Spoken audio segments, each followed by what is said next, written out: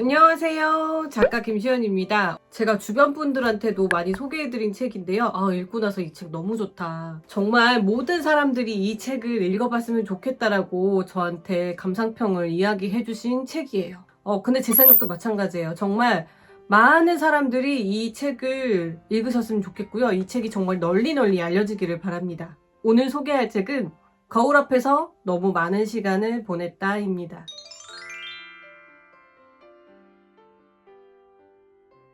이 책은 외모 강박의 폐해에 대해서 얘기하고 있는 책이에요.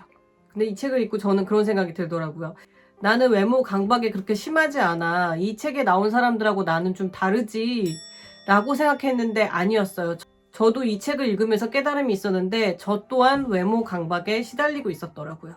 일례로 제가 몇 년 전까지만 해도 항상 하이힐을 신고 다녔어요.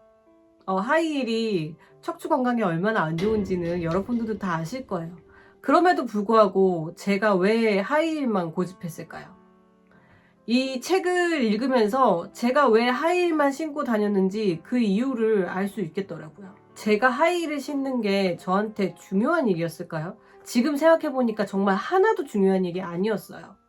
중요하지 않는 것에 너무 많은 시간을 보냈다는 생각이 들더라고요.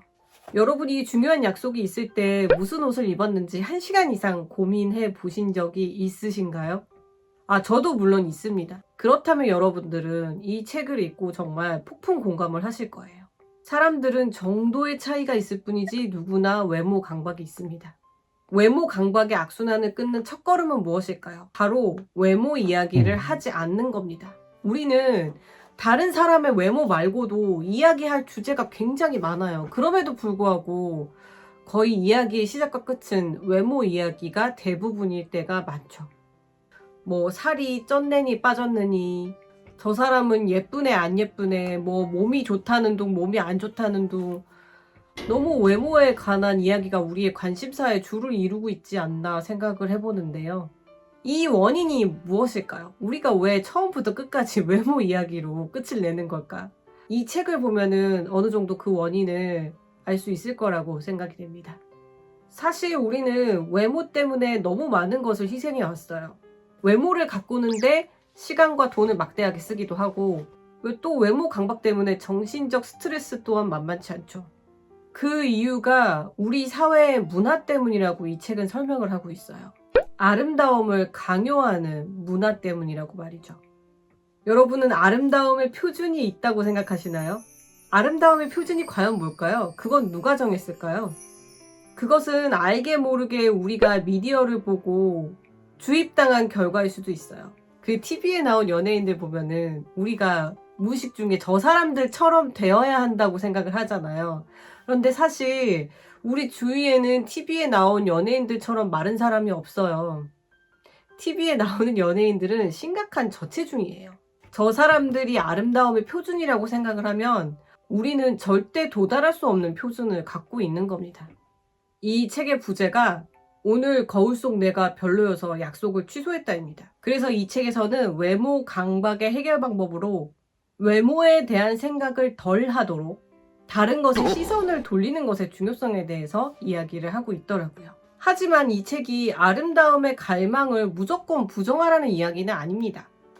이 책을 읽어보면은 정말 중간중간에 몇 번이나 굉장히 울컥하는 부분이 많아요. 너무 외모로 자신을 괴롭히고 있었다는 사실을 이 책을 통해서 깨닫기 때문이라고 생각을 하는데요. 만약에 제가 20대 때 외모에 쓴 시간과 에너지를 다른 데 썼다면 어땠을까요? 굉장히 생산적인 뭔가를 했었을 거라고 생각을 합니다. 저 또한 거울 앞에서 너무 많은 시간을 보낸 것 같아요.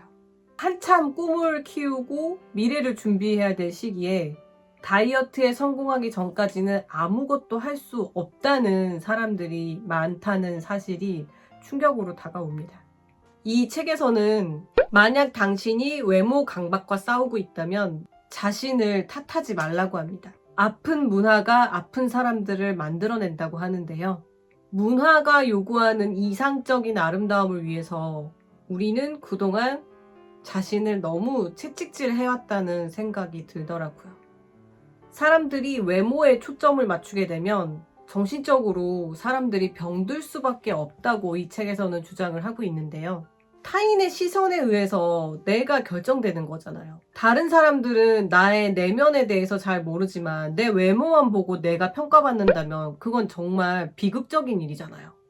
그 비극적인 일의 원인이 기업의 책임일 수도 있다고 얘기를 하는데요. 기업은 우리가 외모에 계속 만족하지 못하게 함으로써 이익을 얻게 되죠. 뷰티 산업도 굉장히 크고 뭐 다이어트 산업은 말할 것도 없고요.